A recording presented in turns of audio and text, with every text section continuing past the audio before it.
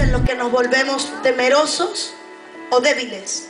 Daniel, el libro de Daniel capítulo 10 versículo 12. Daniel, profeta, un orador tremendo. Dice la Biblia: entonces me dijo el Señor, Daniel, no temas, porque desde el primer día que dispusiste tu corazón entender y humillarte en mi presencia, fueron oídas tus palabras.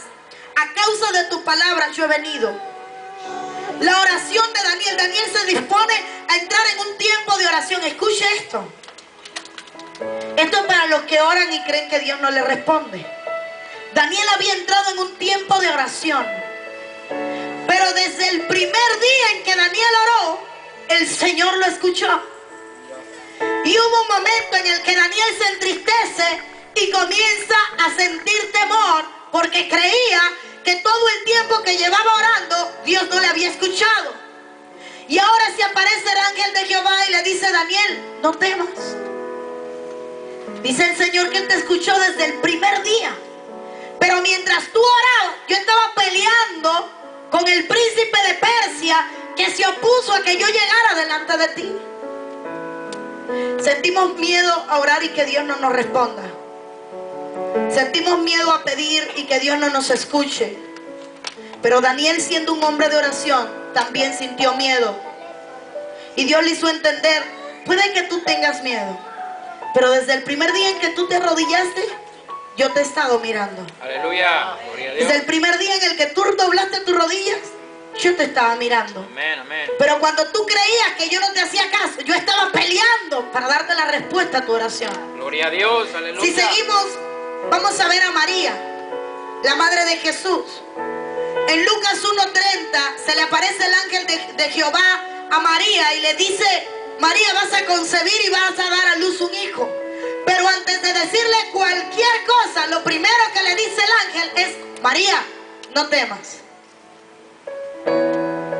Amén.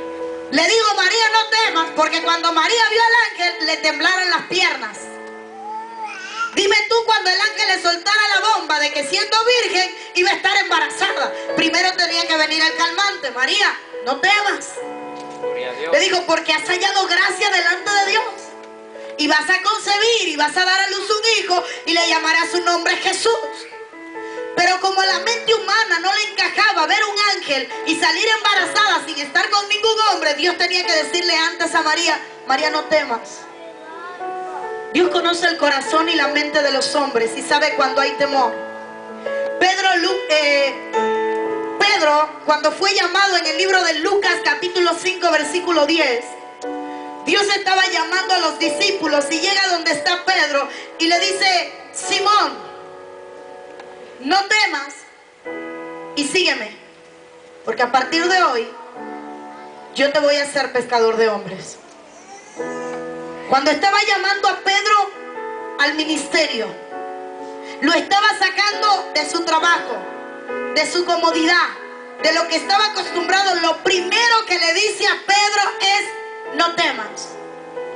Dios sabe que cuando sales a un ministerio o cuando sales a trabajar para Cristo, va a haber temor.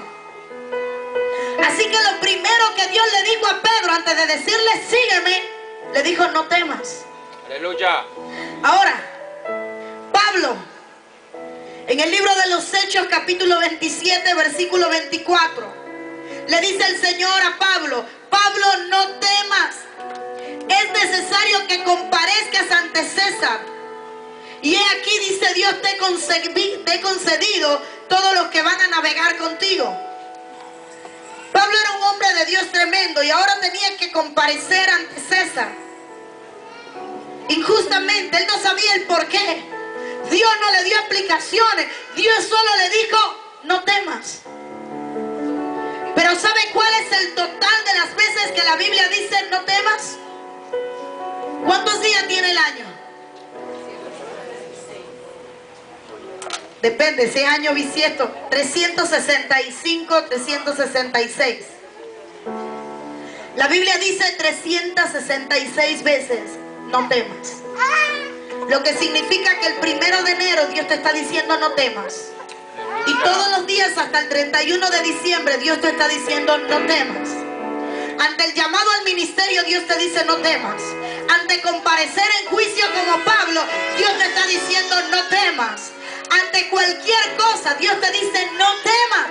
Porque sabe que lo primero que le va a llegar al hombre es temor. Miedo no es de Dios, porque el miedo es cobardía.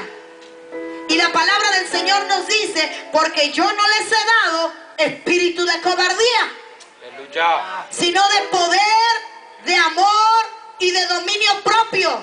Amén. Dios no nos mandó ni a temer ni a ser cobarde.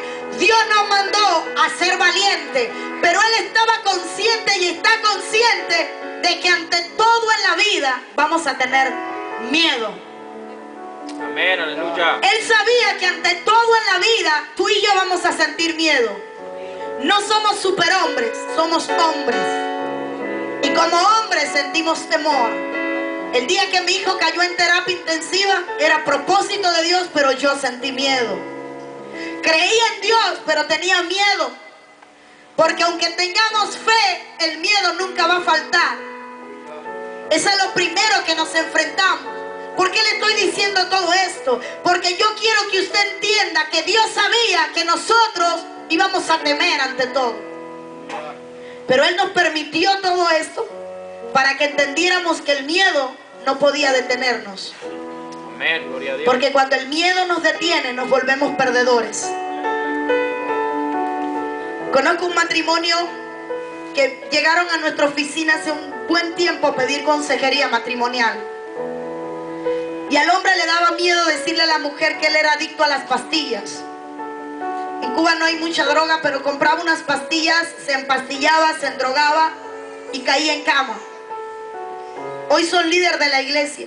Pero él tenía miedo decirle a la mujer que él tomaba pastillas. Y la mujer sabía que él tomaba pastillas. Y a la mujer le daba miedo decirle a él que él sabía, que ella sabía que él tomaba pastillas. Y de momento el matrimonio comenzó a caer, a caer, a caer, a caer, a caer. Y vino una crisis matrimonial.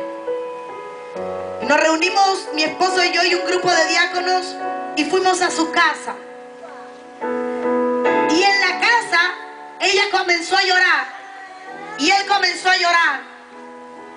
Y el niño, que era un niño, fue el que se metió en la sala, sabiéndolo todo, a decir, yo no quiero que esto se acabe. Y nosotros llorábamos porque quien estaba arreglando la relación era un niño. Aleluya. Y todo parecía perdido. ¿Y sabe por qué la relación se estaba perdiendo? Por el miedo a hablar. A veces decimos que no hay comunicación. No, la comunicación nunca se ha perdido. Lo que se ha perdido es el valor para hablar. Porque el miedo ha tomado lugar en nuestras vidas. Tenemos miedo a acercarnos a nuestros líderes y pastores a decirnos lo que pasa en el hogar, mientras que el miedo está permitiendo que todo vaya para abajo. Dios no permitió que Jeremías tuviera miedo, porque lo primero que le dijo antes de expresarlo fue: no temas. Yo sé que todos tenemos miedo. Nos da miedo pasar al altar, nos da miedo caer, nos da miedo vomitar, nos da miedo que la gente sepa que tenemos un demonio, nos da miedo que la gente sepa que estamos pasando por problemas, queremos hacernos los superhéroes. El matrimonio de nosotros, ¡ay, perfecto! Y venimos a la iglesia de mano y cayéndonos a besos, pero en la casa ni nos miramos. Pero nos da miedo que la gente sepa la verdad. El miedo es el enemigo número 1 de la victoria. Aleluya. El miedo es el enemigo número 1 de la victoria. Cuando Dios llamó a Moisés, lo primero que hizo Moisés fue decirle: Señor, yo no puedo hablar. Señor, yo soy tartamudo. Mándame a uno que hable por mí. Pero Dios no cree en pretextos. Le digo, tú necesitas uno, yo te doy uno. Jeremías le dijo: Señor, soy un niño. Y el Señor le dice: cállate y no digas más que eres un niño. Yo voy a poner la palabra en tu boca. Amén. Dios no acepta pretextos.